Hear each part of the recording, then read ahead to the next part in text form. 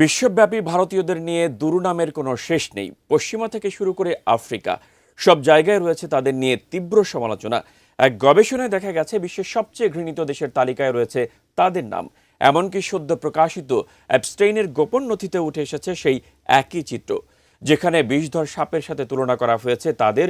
শুধু তাই নয়, দেখা মাত্রই হত্যা করার কথা উঠে এসেছে এক কূটনীতিকের মন্তব্যে। এ নিয়ে বিস্তারিত জানাচ্ছেন মেহেদী হাসান।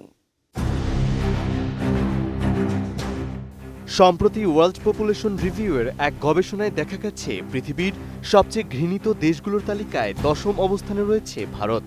এবার এই দেশটিকে নিয়েই অ্যাবস্টেইন ফাইলে উঠে এসেছে এক বর্ণবাদী মন্তব্য, যা প্রকাশ্যে আসার পরপরই ভারতীয়দের মধ্যে তীব্র ক্ষোভের সৃষ্টি হয়েছে। মূলত নরওয়ের কূটনৈতিক ও সাবেক জাতিসংঘ দূত রুড লারসেন এমন মন্তব্য করেছেন। 2015 সালে অ্যাবস্টেইনকে পাঠানো এক বার্তায় তিনি লিখেছিলেন, যদি সাপ আর ভারতীয়দের একসঙ্গে দেখা যায় তবে আগে ভারতীয়কেই মারা উচিত। এই মন্তব্য প্রকাশ্যে আসার পর সামাজিক যোগাযোগ মাধ্যমে ভারতীয়রা তীব্র প্রতিক্রিয়া জানাচ্ছেন এবং এটিকে জঘন্য ও বিকৃত রুচির পরিচয় হিসেবে উল্লেখ করছেন। বিজলি কেবলসের স্কিন কোটেড ইনসুলেশন আগুন প্রতিরোধী। বিজলি কেবলস, নিরাপদ আজীবন। গোপন ওই নথিগুলোতে অ্যাবস্টেইনকেও ভারতের প্রতি চরম নিন্দা প্রকাশ করতে দেখা যায়।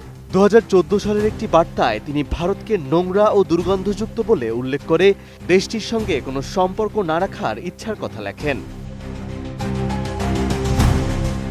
অ্যাবস্টেইনের ভারতের প্রতি এমন ঘৃণা আরও স্পষ্ট হয় যখন বিল গেটসের সাবেক বিজ্ঞান উপদেষ্টা বরিস নিকোলিকের সঙ্গে তার কথোপকথন হয়। এসব নথি প্রকাশের পর ভারতের মন্ত্রী পর্যায়ের নেতাদের নাম জড়িয়ে পড়ায় দেশটির অভ্যন্তরীণ রাজনীতিতেও নতুন করে বিতর্ক শুরু হয়েছে। বিরোধী দলগুলো সরকারের কাছে বিষয়ে ব্যাখ্যা দাবি করেছে।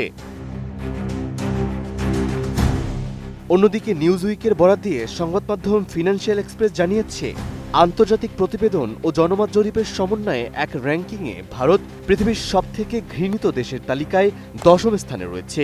ওই তালিকায় দেশটির ক্রমবর্ধমান ধর্মীয় উত্তেজনা ও সংখ্যালঘু নির্যাতনের বিষয়টি উল্লেখ করা হয়েছে।